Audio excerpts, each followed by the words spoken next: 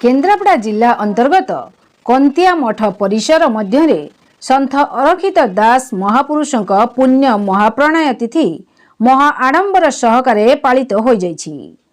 अंचलर हजार हजार संख्यारे भक्त माने एही कार्यक्रम रे जोग दैथिले। नाम संकीर्तन रे स्थानटी पूरी उठिथिला। प्रत्युष रे पोड़पिठा भोग करा जाइथिबा बेले मध्याह्न रे आमिष प्रसाद लागि करा जाइथिला। केन्द्रापड़ार बीजेपी नेत्री श्रीमती गीतांजलि सेठी कार्यक्रम रे उपस्थित रहिथिले। आश्रमर महंत महाशय एवं साधु संत ब्रह्मचारी ब्रह्मचारिणी कार्यक्रम रे अंशग्रहण करथिले। केन्द्रापड़ा डेराबिशरु रिपोर्टर सीताकांत नायक रिपोर्ट दुर्गा न्यूज 24 ओडिया। आज होची पवित्र माघ कृष्ण एकादशी।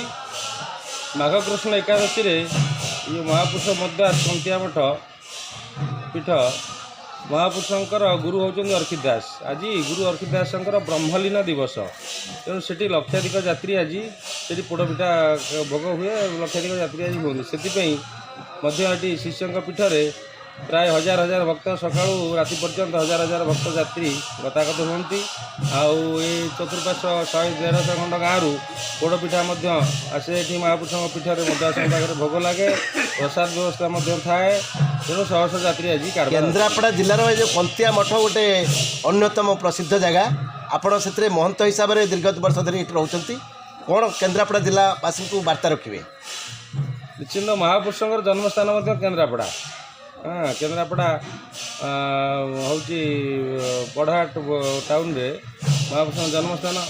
तेणु आज पवित्र दिवस रे समस्त भक्त मान महापुरुषों पाखे मंगल कामना करूँ। धन्यवाद। आपण केन्द्रापड़ा जिलार प्रतिनिधित्व कर सरकारी दलर प्रार्थी थिले। अतीत केन्द्रापड़ा जिला को प्रतिनिधित्व करते। आज ये जो कंतिया मठ में पहुँचती एटी सन्थ अरखित दास महापुरुषंकर जो वार्षिक उत्सव पालन कराउछि से संपर्क में किसी वक्तव्य रखिए?